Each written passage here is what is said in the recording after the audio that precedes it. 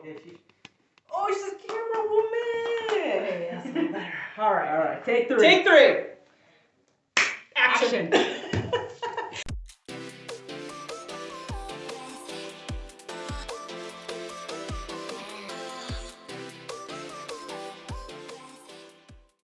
Hi guys, welcome back to another book reveal. Nicole, Santa.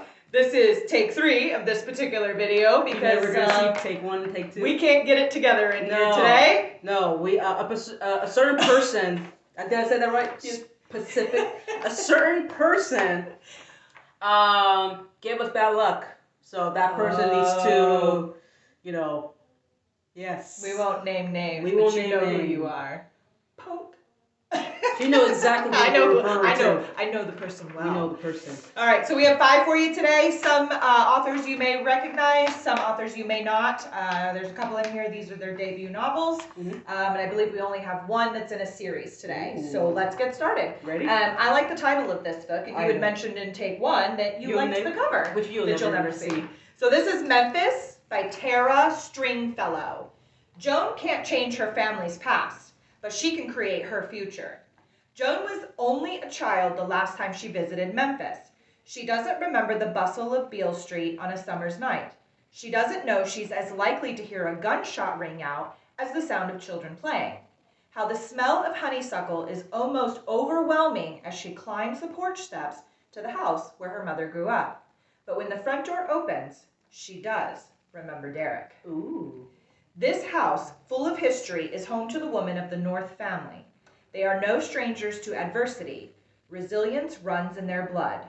50 years ago, Hazel's husband was lynched by his all-white police squad, yet she made a life for herself and her daughters in this majestic house he built for them. August lives there still, running a salon where the neighborhood women gather. And now, this house is the only place Joan has left. It is in sketching portraits of the women in her life, her aunt and her mother, the women who come to have their hair done, the women who come to chat and gossip, that Joan begins laughing again, begins living. The Younger Wife by Sally Hepworth. The husband, a heart surgeon at the top of his field, Stephen Aston is getting married again. But first, he must divorce his current wife. Yeah, that's important. Even though she can no longer speak for herself. Well, so, okay. The daughters.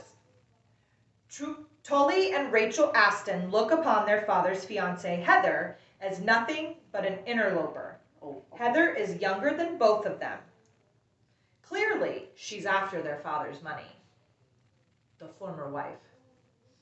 With their mother in a precarious position, Tully and Rachel are determined to get to the truth about their family secrets, the new wife closing in, and who their father really is. The younger wife. Heather has secrets of her own. Will getting to the truth unleash the most dangerous impulses in all of them? Crimson Summer by Heather Graham. They're not going down without a fight. I would hope not. When FDLE Special Agent Amy Larson discovers a small horse figurine amid the bloody aftermath of a gang massacre in the Everglades, she recognizes it immediately. The toy is the calling card of the apocalypse cult that Amy and her partner, FBI Special Agent Hunter Forrest, have been investigating, and it can only mean one thing. This wasn't an isolated skirmish. It was the beginning of a war. Ooh. As tensions between rival gangs rise, so does the body count, and Amy and Hunter's investigation leads them to a violent, far-right extremist group who are in no hurry to quell the civil unrest. With a deadly puppet master working to silence their every lead, it's a race against the clock to figure out who's been pulling the strings and put a stop to the escalating cartel turf war before the Everglades run red. 3 Debts Paid by Anne Perry. Book 5 in the Daniel Pitt series. A serial killer is roaming the streets of London, and Daniel Pitt's university chum, Ian, now a member of the police, is leading the search. The murders happen on rainy nights, but Ian knows the victims must have something in common beyond the weather. He turns to Miriam Ford Croft, Daniel's good friend and now officially one of the first female pathologists in London to tap her scientific know-how to find details he and Daniel have missed. With Miriam involved in the murder investigation, Ian passes Daniel the case of Nicholas Wolford, their former university professor, charged with assault after reacting violently to an accusation of plagiarism. Wolford, a proud, boastful man, is loath to admit he was in the wrong, but Daniel must defend him, whether he likes him or not. As the murders continue with no clue as to who is committing them, Miriam, Daniel, and Ian find themselves questioning everything. Is the rainy day slasher, as the newspapers have dubbed the killer, really just one person? Or have the investigators stumbled into a more complicated web of deceit? The answer may lie closer than anyone could have expected. I kind of feel like every time we get a crime book, it's always the same thing. Got to add dramatic. I love how she added very Dun, dun, dun. That's why I'm like, oh, it's so dramatic. Like It is. you know. All right, so the last one is A Family Affair by Robin Carr. Life's biggest dilemmas can provide its sweetest rewards. Anna McNichol knows how to take charge. Raised by a single mother, she's worked to ensure her 3 children have every advantage she didn't. And while her marriage has its problems, she values commitment and believes until death do us part. Now an empty nester, she's at the peak of her career and ready to seize the opportunity to focus on her future.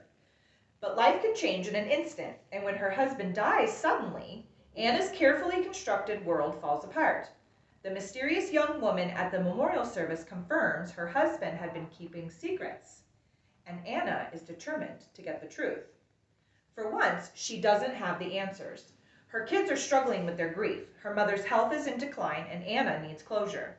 Faced with one challenge after another, she finds support from an unexpected source. And as she puts her life back together, Anna realizes the McNichols may not be perfect, but they'll always be family. And family is forever. I mean, I'm kind of saying the title kind of gave it away. The Mysterious Woman. Totally. Just Santa's right. Kind of gives it away. Kind of gives it away. Maybe not though. Maybe I it's it's a way to confuse the reader. That could be. That could be. That could be. I already got 2 theories top of my head already. Okay. So one of you gonna have to read to You're gonna confirm have to my read it theory. and find out. All right. So that was what, take 3? That was And we're take 3. done. We're done. All right, guys. We made it through this. All right, That's it, guys. Thanks. Bye.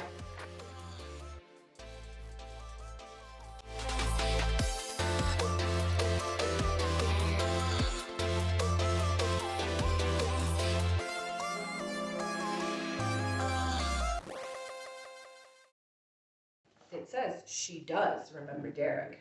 Dot, dot, dot. I wonder who's this Derek. Who's Derek? Love interest? We're gonna find out. Oh, y'all guys gonna find out. You're gonna find out. That's 'Cause right. we don't- Did you see? The words are not.